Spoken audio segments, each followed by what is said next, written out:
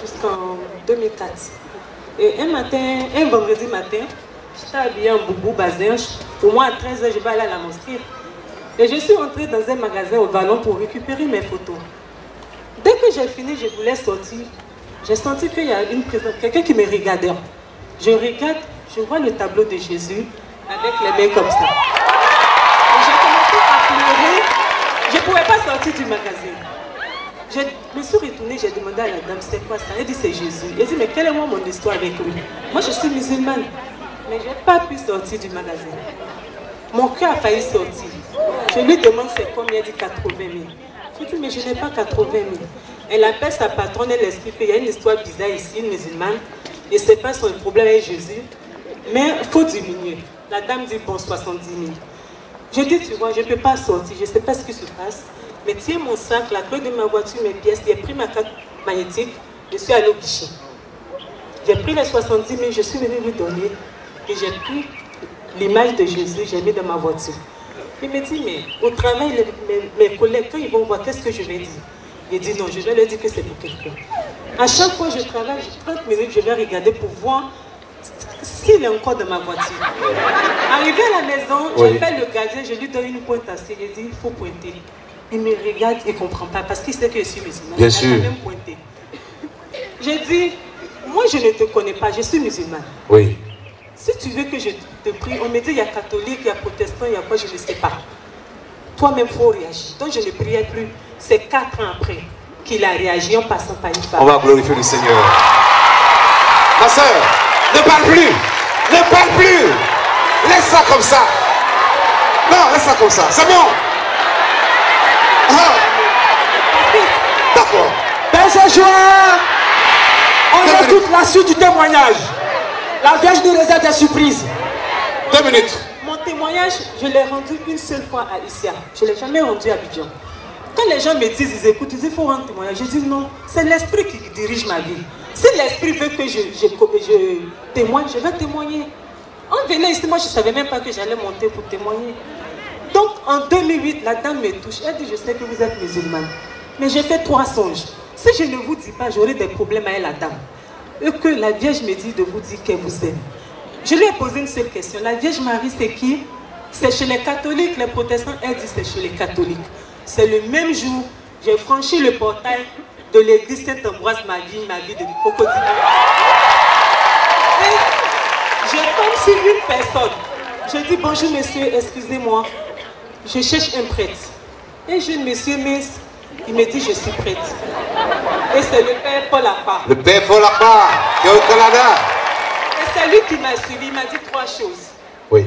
Je t'inscris à la catéchèse. Oui. La deuxième chose, c'est ta recherche personnelle. Oui. La troisième chose, le jour où tu vas accepter la Vierge Marie dans ta vie, tous tes problèmes finissent. Alléluia. Quand je venais à l'église catholique, j'étais chargée. Les médecins disaient que j'avais 2 ans parce que j'avais un problème de foie.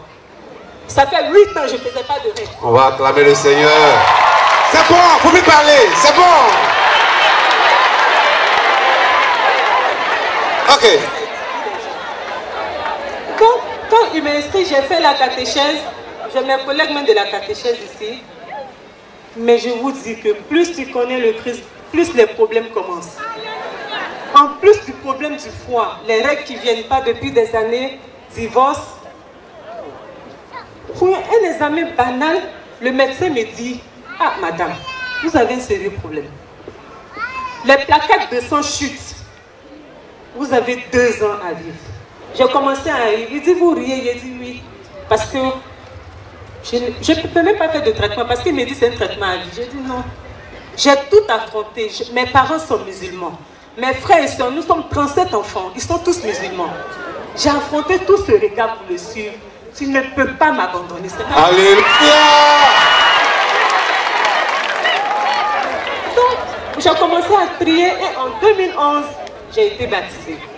Après mon baptême, 1 septembre, je partais au travail. Le père Paul Akpa me dit, fais les messes tous les jours à 6 h. sur ma paroisse. Après la messe, il y a le père Bengui qui a pris la parole. Il dit, il y a la nuit de 1000 Ave Maria, la nuit du 29 septembre au 1er octobre. Je me suis mise à genoux, il dit, tu vois, maman, moi je ne te connais pas. C'est ton fils que je connais. Même quand on fait la catéchèse, je vois mes camarades aller prier devant elle, je m'arrête de loin, je la regarde. Parce que moi, je ne la connais pas. Donc, je veux faire 1000 Ave Maria. Peut-être que tu vas me comprendre et puis il y aura cette dévotion. Et je suis allée au travail. Quand je suis revenue le jour, j'étais épuisée, je me suis mise à genoux. Je me dis, moi, si on fait 1 grain, 2 grains, je vais dormir, je suis épuisée. Mais si tu me communiques la grâce de ton fils, je ne vais pas dormir. Je suis allée faire 1000 Ave Maria jusqu'au petit matin. Je n'ai pas dormi. Le père a dit, écrivez 2 intentions. J'ai mis, les règles ne viennent pas, ça fait 8 ans. J'ai parcouru le monde entier. Je suis allée en France. Même le médecin juif me dit, madame, tournez-vous vers Jésus. L'indigénat n'a pas pu faire quelque chose. Si tu es capable de faire venir, moi je te fais le serment de te faire 1 rosaire par jour et d'aller à Issia. Deuxième chose, je lui ai dit qu'on travaille, on évolue. Ça fait longtemps que je travaille. Mes collègues, même les derniers de la classe sont nommés. Moi j'ai été major de ma classe, major de l'ENA, mais je regarde ton fils. Parce que moi j'ai personne. Dès qu'on a fini, on a fait la messe à 6h, je suis rentrée à la maison. Je me couche, je me réveille, les règles sont là. Alléluia! On va se lever pour acclamer le Seigneur! 8 ans après! Non, c'est bon, c'est bon, c'est bon, c'est bon, c'est bon. Non, on parle même plus même. Je suis... Et le foie, j'appelle le médecin, il dit, madame, vous vivez, vous allez avoir le cancer de sang, de foie.